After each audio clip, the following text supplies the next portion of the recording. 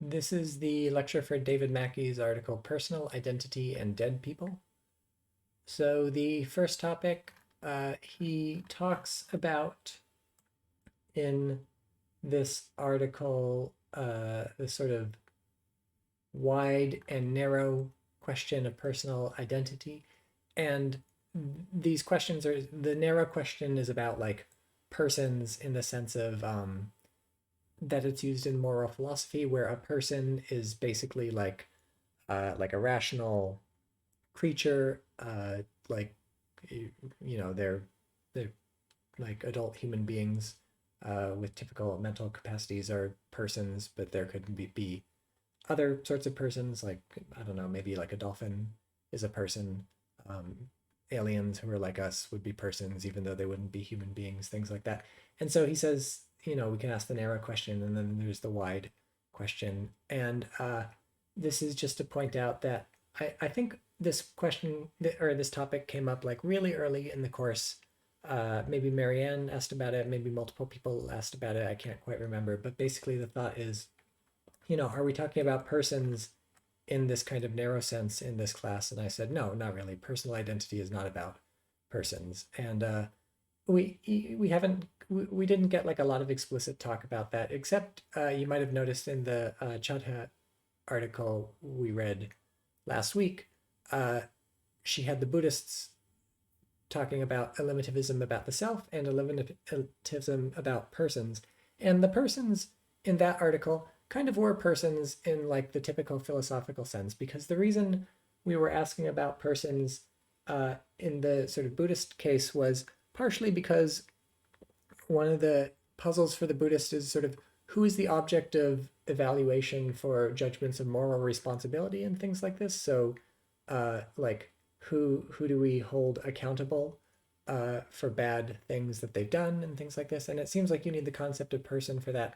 And in fact, you might think what you need is the sort of like the moral philosophy concept of a person, like the kind that we're not using much in this class, because like really you wouldn't hold like an infant responsible for things, or you wouldn't hold somebody in a coma responsible for things, even if you have a biological view of personal identity and sort of those are persons. And so like for the Buddhists that we talked about last class, they maybe they're talking about both, because of course they're also eliminativists about the self, and the self is the broader thing we're talking about in the rest of this class.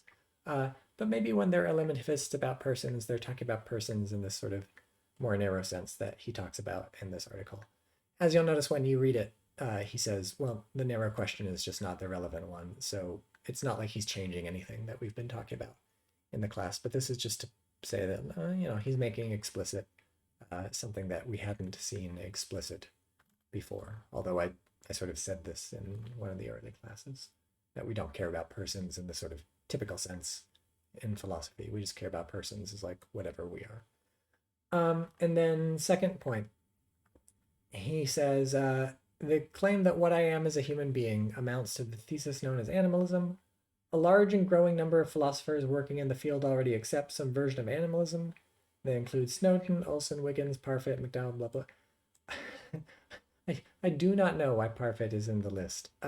If you may have seen on Canvas back, I think in the animalism section, or maybe in the section right after animalism, which I think was Parfit and psychological theories, there's a talk by Eric Olson responding to Parfit's claim that we are not human beings. So clearly at some point Parfit realized, oh, hold on, I'm not an animalist. I don't think we are human beings.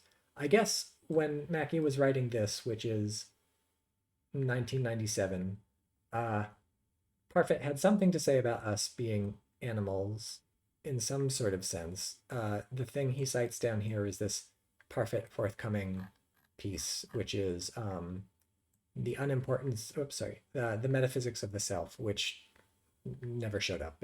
It was not in fact forthcoming. So I don't really know what he means when he says Parfit is an animalist, but like either he's not a typical animalist or he gave that up at some point, because but you'll see. I mean, it's not even a big deal in this article. I mean, you can like clearly he's not an animalist, so whatever. So yeah, a mystery.